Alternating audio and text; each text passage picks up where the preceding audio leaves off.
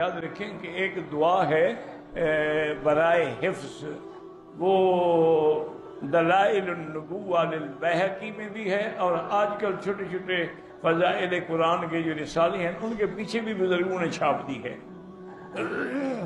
وہ دعا ایسی ہے ماشاءاللہ جو حضور نے حضرت علی کو سکھلائی تھی رضی اللہ عنہ، اور فرمایا تھا کہ ایک جمعرات، دو جمعراتیں، حتیٰ کہ آخر حد 7 جمعراتیں ہیں، تم اس پر عمل کر لو تو پھر زندگی میں کبھی کوئی چیز نہیں بھولو گے۔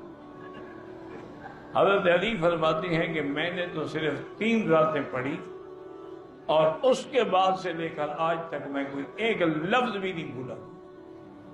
تو وہ جو لوگ قرآن پڑھ رہے ہیں، حفظ کر رہے ہیں، یاد کر رہے ہیں، یا جو طالب العلم ہیں، حدیثیں پڑھنے والے، دین پڑھنے والے، ان کو چاہیے کہ وہ دعا جو ہے کتاب لے لیں، ایسے تو یاد کرنا مشکل ہو جائے گا۔ وہ شروع ہوتی ہے اللہم ارحمنی بترک المعاصی ابدا ما ابقیتنی وارزقنی حسن النظر فیما یرضیک عنی اللہم بدیع السماوات والارض یا ذا الجلال والاکرام۔ اس سے پہلے 4 رکعت نماز پڑھنی ہے، ہر رکعت میں ایک ایک سورت پڑھنی ہے، پھر یہ دعا مانگنی ہے۔ 1 جمعرات، 2 جمعراتیں، آخری حد 7 جمعراتیں ہیں۔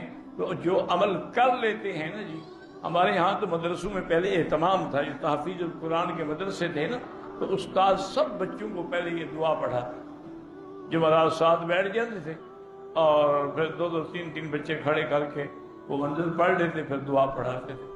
اس کا فائدہ یہ ہوتا تھا کہ وہ بچے جب حافظ بنے تو پھر الحمدللہ ان کو کبھی کچھ نہیں بھولا۔